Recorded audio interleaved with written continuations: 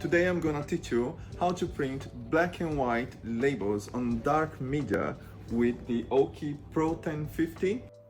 As you can see, it is very easy to open and it has all the usual colors, CMYK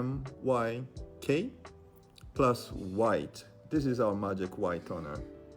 Now we just need to load the media. We put it here and then we lock in this way. And then you close the machine and the machine is ready to go. Now that the machine is loaded with the media, we just need to send the command to print, and in a couple of seconds you're gonna see your magic labels coming out on the other side. Look how beautiful that white on black is. That's the final result. I hope you like it and see you in the next video.